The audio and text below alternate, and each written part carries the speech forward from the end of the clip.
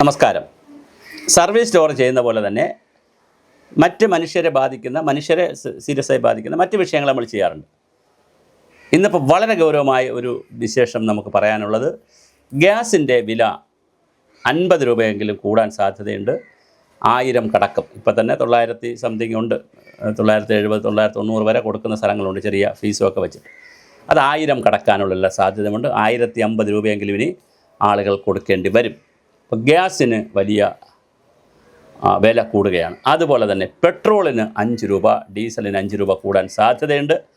പെട്രോളിനും ഡീസലിനും നേരത്തെയാണ് വില കൂട്ടിയിരുന്നത്. 2-3 വർഷമായി വില കൂട്ടിയിട്ട് ഇത് വളരെ വലിയ രീതിയിലാണ് പെട്രോളിയത്തിന് ഡീസലിന് വില കൂടാൻ പോകുന്നത്. അമേരിക്കയിലും UAE-യിലുമൊക്കെ ഇപ്പോൾ തന്നെ വില കൂട്ടിക്കഴിഞ്ഞു.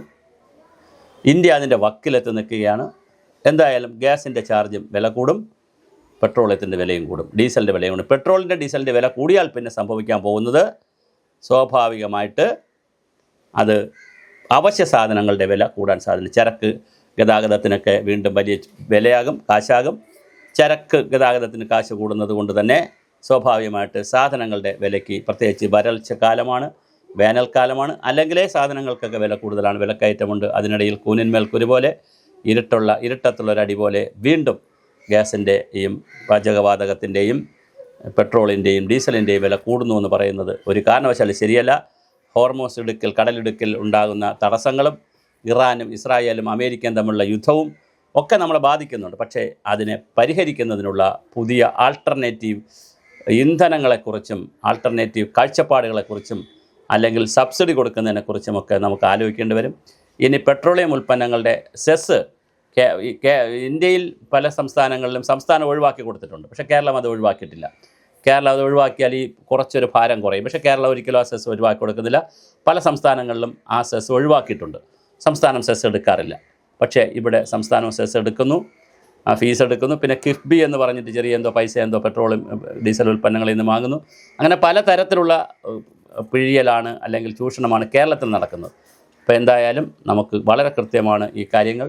ഗ്യാസിൻ്റെ വില കൂടുന്നു, 50 രൂപ കൂടുന്നു, പെട്രോളിന് 5 രൂപ കൂടുന്നു, ഡീസലിന് 5 രൂപ കൂടുന്നു. ഇത് ജനങ്ങളെ സംബന്ധിച്ചിടത്തോളം വലിയൊരു ബുദ്ധിമുട്ടാണ്.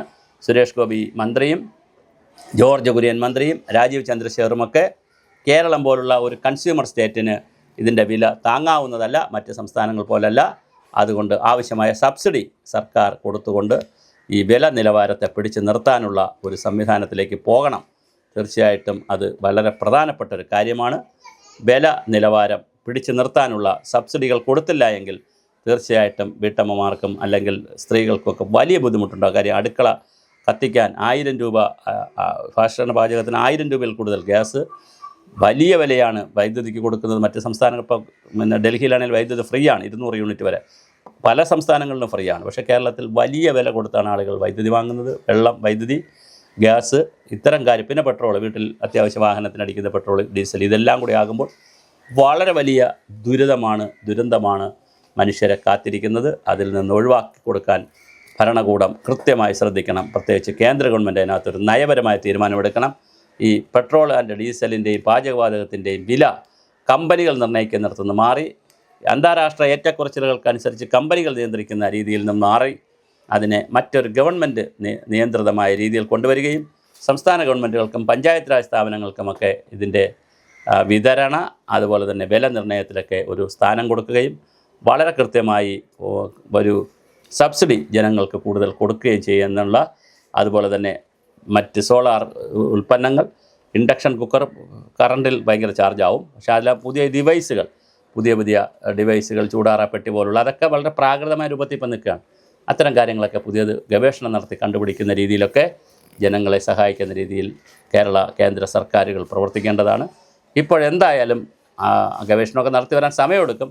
പക്ഷേ ഇപ്പോൾ നടക്കുന്നത് ഒരു വലിയ ഇരുട്ടടി തന്നെയാണ്.